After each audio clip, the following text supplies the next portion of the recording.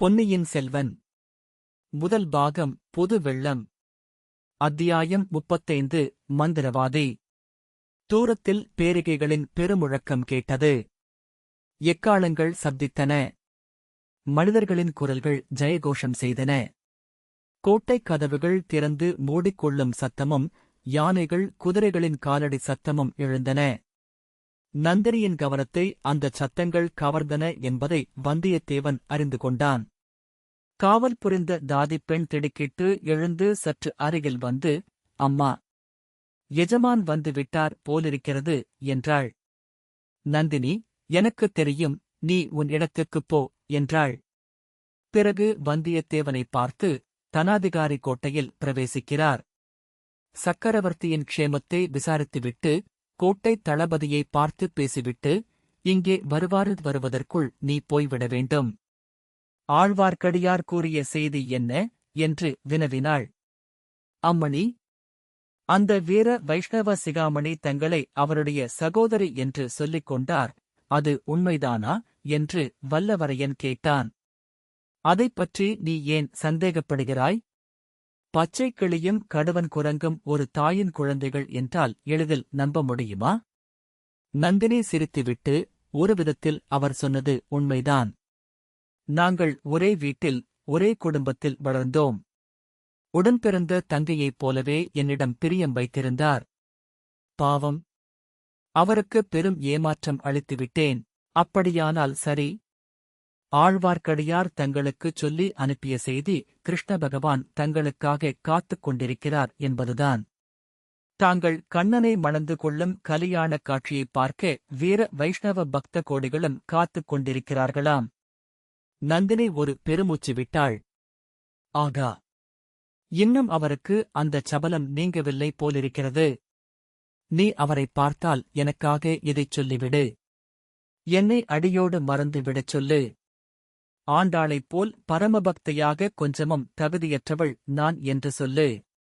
"நான் அதை ஒப்புக்கொள்ளவில்லை, அம்மா." "என்னத்தை ஒப்புக்கொள்ளவில்லை?" "தாங்கள் ஆண்டாள் ஆகஸ்ட் முடியாது என்பதைத்தான் ஒப்புக்கொள்ளவில்லை. ஆண்டாள் பக்தி செய்து, பாட்டு பாடி, அழுது கண்ணீர் விட்டு, பூமாலை தொடுத்துச் சூட்டி, இப்படியெல்லாம் செய்து கண்ணனை மணந்து கொள்ள வேண்டியிருந்தது. ஆனால் தங்களுக்கு அத்தகைய கஷ்டமே தேவையில்லை. தங்களை கிருஷ்ண பகவான் பார்த்துவிட வேண்டியதுதான்." ருக்மிணி, சத்தியபாமாவையும் ராதையையும் கோபிகாஸ்திரிகளையும் உடனே கைவிட்டு அவர்கள் வீற்றிருந்த சிம்மாசனத்தில் தங்களை ஏற்றி உட்கார வைத்து விடுவார். "ஐயா, நீர் முகஸ்துதி செய்வதில் சமர்த்தராயிருக்கிறீர். அது எனக்கு பிடிப்பதையில்லை." "அம்மணி, முகஸ்துதி என்றால் என்னவோ?" "முகத்துக்கு நேரே ஒருவரை புகழ்வதுதான்." "அப்படியானால் சற்றே நீங்கள் திரும்பி முதுகைக் காட்டிக்கொண்டு உட்காருங்கள்." "எதற்காக?" "முகத்தைப் பார்க்காமல் முதுகைப் பார்த்துக் கொண்டு புகழ்ச்சி கூறுவதற்காகத்தான்." "அதில் ஒன்றும் தவறு இல்லையல்லவா? நீர் பேச்சில் மிக கெட்டிக்காரராயிருக்கிறீர். இப்போது தாங்கள் அல்லவா முகஸ்துதி செய்கிறீர்கள்? நீரும் உமது முகத்தைத் திருப்பிக் கொண்டு முதுகைக் காட்டுவதுதானே?" "மகாராணி, போர்க்களத்திலாகட்டும் பெண்மணிகளிடமாகட்டும் நான் முதுகு காட்டுவது எப்போதும் கிடையாது. தாங்கள் தாராளமாய் என்னை முகஸ்துதி செய்யலாம்." இதைக் கேட்டுவிட்டு நந்தினி கலீர் என்று சிரித்தாள். "நீர் மந்திரவாதிதான், சந்தேகமில்லை. நான் இம்மாதிரி வாய்விட்டு சிரித்து வெகு காலம் ஆயிற்று" என்று சொன்னாள். "ஆனால் அம்மணி, தங்களை சிரிக்கப் பண்ணுவது வெகு அபாயம்." "தடாகத்தில் தாமரை சிரித்து மகிழ்ந்தது, தேன் வண்டு மயங்கி விழுந்தது" என்றான் வந்தியத்தேவன். "நீர் மந்திரவாதி மட்டுமல்ல, கவியும் போலிருக்கிறதே." "நான் முகஸ்துதிக்கும் அஞ்சமாட்டேன், வசவுக்கும் கலங்க மாட்டேன்." "உம்மை யார் வைத்தது? சற்றுமுன் என்னை கவி என்றீர்களே." "அப்படியென்றால்?" "நான் சிறுவனாயிருந்தபோது என்னை சிலர் குரங்கு மூஞ்சி என்று சொல்வதுண்டு. வெகு நாளைக்குப் பிறகு இன்றைக்குத்தான் தங்களுடைய பவளச் செவ்வாயினால் அதைக் கேட்டேன்." "உம்மையா குரங்கு மூஞ்சி என்றார்கள்? யார் அப்படிப்பட்ட புத்திசாலிகள்?" "அவர்களில் யாரும் இப்போது உயிரோடில்லை." "உம்மை நான் அவ்விதம் சொல்லவில்லை. கவி பாடக்கூடியவர் போலிருக்கிறதே என்று சொன்னேன். கொஞ்சம் கவியும் பாடுவேன், ஆனால் பகைவர்களுக்கு முன்னால்தான் பாடுவேன். வில்லம்பினால் சாகாதவர்கள் சொல்லம்பினால் சாகட்டும் என்று. ஐயா, கவிராஜ வீரசிங்கமே, உம்முடைய பெயர் என்னவென்று இன்னமும் சொல்லவில்லையே? என் சொந்தப் பெயர் வந்தியத்தேவன், பட்டப்பெயர் வல்லவரையன். அரச குலத்தினரா? பழைய புகழ்பெற்ற வானாதி ராஜர் குலத்தில் வந்தவன். இப்போது உங்கள் ராஜ்யம் மேலே ஆகாசம், கீழே பூமி. இப்போது நான் சகல பூமண்டலத்துக்கும் ஏக சக்கராதிபதி. நந்தினி சிறிது நேரம் வல்லவரையனை ஏறத்தாழ பார்த்துக் கொண்டிருந்தாள். அப்படி ஒன்றும் நடக்காத காரியம் இல்லை. உம்முடைய பூர்வீக ராஜ்யத்தை நீர் திரும்பவும் பெறலாம். அது எப்படி சாத்தியம்? புலியின் வயிற்றுக்குள்ளே போனது திரும்பவும் வருமா? சோழ சாம்ராஜ்யத்தில் சேர்ந்த அரசு திரும்பக் கிடைக்குமா? கிடைக்கும்படி செய்ய என்னால் முடியும். அம்மணி, வேண்டாம். இராஜ்யம் ஆளும் ஆசை எனக்கு எப்போதும் கிடையாது. கொஞ்சம் இருந்ததும் இன்றைக்கு சுந்தர சோழ சக்கரவர்த்தியை பார்த்த பிறகு அடியோடு போய்விட்டது. இம்மாதிரி பிறர் கையை எதிர்பார்த்து சக்கரவர்த்தியாயிருப்பதைக் காட்டிலும் மறுநாள் உணவு எங்கே கிடைக்கும் என்று தெரியாது சுதந்திர மனிதனாயிருப்பதே மேல். என்னுடைய கருத்தும் அதுதான் என்றாள் நந்தினி. பிறகு ஏதோ மறந்து போன விஷயத்தை ஞாபகப்படுத்திக் கொண்டவள் போல், சின்ன பழுவேட்டரையரின் ஆட்கள் உம்மை எதற்காக தேடுகிறார்கள் என்று கேட்டாள். தங்களுடைய தாதிப் பெண்ணைப் போல் அவருக்கும் என் பேரில் சந்தேகம் உண்டாகிவிட்டது. என்ன சந்தேகம்? பனை இலச்சினை உள்ள முத்திரை மோதிரம் என்னிடம் எப்படி வந்தது என்று. நந்தினியின் முகத்தில் பயத்தின் சிறிய சாயல் தென்பட்டது. மோதிரம் எங்கே என்று திடுக்கிட்ட குரலில் கேட்டாள். இதோ இருக்கிறது அம்மணி. இலேசில் அதை போக்கடித்து விடுவேனா என்று கூறிக்கொண்டே மோதிரத்தை எடுத்துக் காட்டினான். இது உம்மிடம் இருப்பது அவருக்கு எப்படித் தெரிந்தது என்று நந்தினி கேட்டாள். சுந்தர சோழ சக்கரவர்த்தியை பார்க்க வேண்டும் என்ற ஆசை என் மனத்தில் நெடுநாளாக இருந்தது. அதற்கு இந்த முத்திரை மோதிரத்தை உபயோகப்படுத்திக் கொண்டேன். பார்த்து முடிந்த பிறகு இந்த மோதிரம் என்னிடம் எப்படி வந்தது என்று கோட்டை தளபதி கேட்டார். நீர் என்ன சொன்னீர் என்று நந்தினி வினாவிய குரலில் திகில் தொனித்தது. தங்கள் பெயரைச் சொல்லவில்லை அம்மணி. பெரிய பழுவேட்டரையர் கொடுத்தார் என்று சொன்னேன். கடம்பூர் மாளிகையில் கொடுத்தார் என்றும் சொன்னேன். நந்தினி பெருமூச்சு விட்டாள். அவள் முகத்திலும் குரலிலும் இருந்த திகில் நீங்கியது.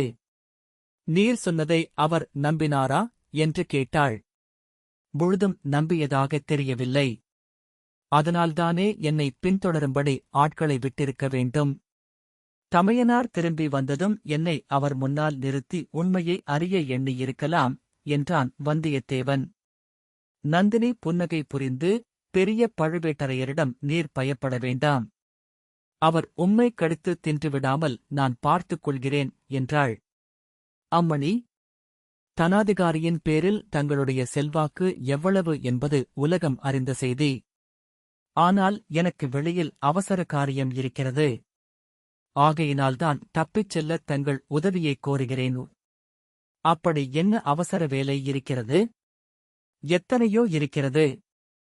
உதாரணமாக ஆழ்வார்க்கடியாரை பார்த்து தங்கள் மறுமொழியைச் சொல்ல வேண்டும். அவருக்கு என்ன சொல்லட்டும்? அவருக்கு நந்தினி என்று ஒரு சகோதரி இருந்தாள் என்பதை அடியோடு மறந்து விடும்படி சொல்லும். சொல்லிவிடலாம், ஆனால் நடக்கிற காரியமில்லையோ. இது தங்களை மறப்பதுதான். 2 தடவை தற்செயலாகப் பார்த்த என்னாலேயே தங்களை மறக்க முடியாது போலிருக்கிறதே. வாழ்நாளெல்லாம் தங்களோடு இருந்தவரால் எப்படி மறக்க முடியும்? நந்தினியின் முகத்தில் வெற்றி பெருமிதத்தின் சாயல் பரிணமித்தது. அவளுடைய வேல்விழிகள் வந்தியத்தேவனுடைய நெஞ்சை ஊடுருவின போல் நோக்கின. சக்கரவர்த்தியை பார்ப்பதற்கு நீர் ஏன் அவ்வளவு ஆவல் கொண்டிருந்தீர் என்று கேட்டாள். உலக பிரசித்தி பெற்ற அந்த சுந்தர புருஷரைப் பார்க்க நான் விரும்பியதில் வியப்பு என்ன?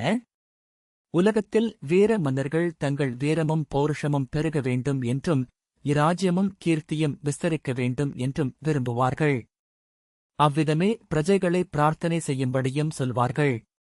ஆனால் நம்முடைய சக்கரவர்த்தியைப் பற்றி புத்த பிக்ஷுக்களின் மனங்களில் என்ன பிரார்த்தனை செய்கிறார்கள்?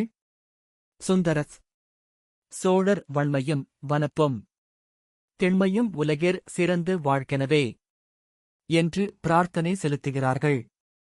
இத்தகைய கலியுக மன்மதனை பார்க்க வேண்டும் என்று எனக்கு வெகு நாளாக ஆசையாயிருந்தது. ஆமாம், சக்கரவர்த்திக்கு தம்முடைய அழகைப் பற்றி ரொம்ப பெருமைதான். அவருடைய செல்வக் குமாரிக்கு அதைவிட அதிக கர்வம். குமாரியா? யாரைச் சொல்லுகிறீர்கள்?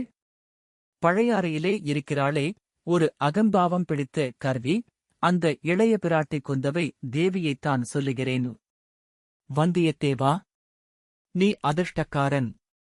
நீ தேடிக் கொண்டிருந்த உபாயம் இதோ உன் முன்னால் தானே வந்து நிற்கிறது. அதை நன்கு உபயோகப்படுத்திக் கொள். இவ்வாறு வல்லவரையன் தனக்குத்தானே சொல்லிக் கொண்டான். இத்தனை நேரமும் ஒய்யாரமாக படுக்கையில் சாய்ந்து படுத்திருந்த நந்தினி திடீரென்று எழுந்து நிமிர்ந்து உட்கார்ந்தாள். ஐயா, நான் ஒன்று சொல்கிறேன். அதை ஒப்புக்கொள்வீரா என்று கேட்டாள். சொல்லுங்கள் அம்மணி. நீரும் நானும் ஓர் உடன்படிக்கை செய்து கொள்ளலாம். நீர் எனக்கு உதவி செய்ய வேண்டியது, நான் உமக்கு உதவி செய்ய வேண்டியது. என்ன சொல்கிறீர்? அம்மணி, தாங்கள் சோழ மகாராஜ்யத்தில் சர்வ சக்தி வாய்ந்த தனாதிகாரியின் ராணி. நினைத்ததை நினைத்தபடி சாதிக்கக்கூடிய சக்தி வாய்ந்தவர். நானோ ஒருவிதச் செல்வாக்கும் இல்லாதவன். தங்களுக்கு நான் என்ன விதத்தில் உதவி செய்ய முடியும் என்றான். அவன் உள்ளத்திலிருந்து பேசுகிறானா, உதட்டிலிருந்து பேசுகிறானா என்று தெரிந்து கொள்ள விரும்பிய நந்தினி தன் கூரிய விழிகளை அவன் மீது செலுத்தினாள். வந்தியத்தேவன் அதற்கு சிறிதும் கலங்காமல் நின்றான். எனக்கு அந்தரங்கமான பணி ஆள் ஒருவர் தேவையாயிருக்கிறது. இந்த அரண்மனையில் உமக்கு வேலை வாங்கிக் கொடுத்தால் ஒப்புக்கொள்வீரா என்று கேட்டாள். இதே மாதிரி சேவையை இன்னொரு மதரசிக்குச் செய்வதாக ஏற்கனவே ஒப்புக்கொண்டு விட்டேன். அவள் வேண்டாமென்று நிராகரித்தால் தங்களிடம் வருகிறேன். அது யார் அவள்? என்னோடு போட்டிக்கு வருகிறவள்? சற்று முன் மிக பிரியத்தோடு பேசினீர்களே, அந்த இளைய பிராட்டி குந்தவை தேவிதான். பொய், பொய். அப்படி ஒரு நாளும் இருக்க முடியாது. என்னை வேடிக்கை செய்ய பார்க்கிறீர். மகாராணி, இந்த ஓலையை ஏற்கனவே பலர் திருடிப் பார்த்துவிட்டார்கள். ஆகையால் தாங்களும் இதை பார்ப்பதினால் மோசம் ஒன்றும் வந்துவிடாது என்று சொல்லிக் கொண்டே வந்தியத்தேவன் ஆதித்த கரிகாலர் குந்தவைக்குக் கொடுத்து ஓலையை எடுத்து நீட்டினான். நந்தினி ஓலையை விளக்கினடியில் பிடித்துக் கொண்டு படித்தாள். படித்து முடித்தபோது அவளுடைய கண்களிலிருந்து கிளம்பிய மின்னல் ஜுவாலை நாக சர்ப்பத்தின் வாயிலிருந்து வெளிவந்து மறையும் அதன் பிளவுபட்ட நாவை வந்தியத்தேவனுக்கு நினைவூட்டியது. அவனையறியாமல் அவன் உடம்பு நடுங்கியது. நந்தினி கம்பீர பாவத்துடன் வந்தியத்தேவனை பார்த்து, ஐயா, நீர் இந்தக் கோட்டையிலிருந்து உயிரோடு தப்பிச் செல்ல எண்ணுகிறீர் அல்லவா என்று கேட்டாள். ஆம் அம்மா. அதற்குத்தான் தங்கள் உதவியை நாடி வந்தேன். ஒரு நிபந்தனையின் பேரில்தான் உம்மை தப்பித்துவிட நான் உதவி செய்யலாகும். நிபந்தனையைச் சொல்லுங்கள். இந்த ஓலைக்குக் குந்தவை என்ன மறு ஓலை கொடுக்கிறாளோ அதை மறுபடியும் என்னிடம் கொண்டு வந்து காட்ட வேண்டும். சம்மதமா? மிக அபாயமான நிபந்தனை போடுகிறீர்கள். அபாயத்துக்கு அஞ்சாதவர் என்று சற்று முன்னால் பெருமை அடித்துக் கொண்டீரே. அபாயத்துக்குத் துணிவது என்றால் அதற்குத் தகுந்த பரிசு கிட்ட வேண்டும் அல்லவா? பரிசா? பரிசா வேண்டும்? நீர் கனவிலும் அடையக் கருதாத பரிசு உமக்கு கிடைக்கும்.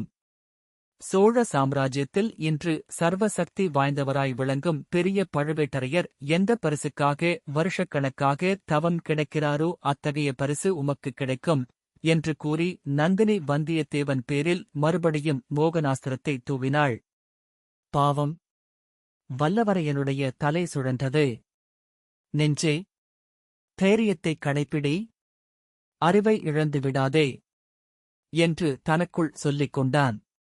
அச்சமயம் அவனுக்கு துணை செய்ய வந்ததைப் போல் அருகிலுள்ள தோட்டத்திலிருந்து ஆந்தையின் கடூரமான குரல் கேட்டது. ஒரு தடவை, 2 தடவை, 3 தடவை கேட்டது. வந்தியத்தேவனுடைய உடம்பு சிலிர்த்தது. நந்தினி தோட்டத்தில் ஆந்தை குரல் வந்த இடத்தை நோக்கி, நிஜ மந்திரவாதியே வந்துவிட்டான், என்றாள். பிறகு வந்தியத்தேவனை பார்த்து, அவன் எனக்கு இனித் தேவையில்லை.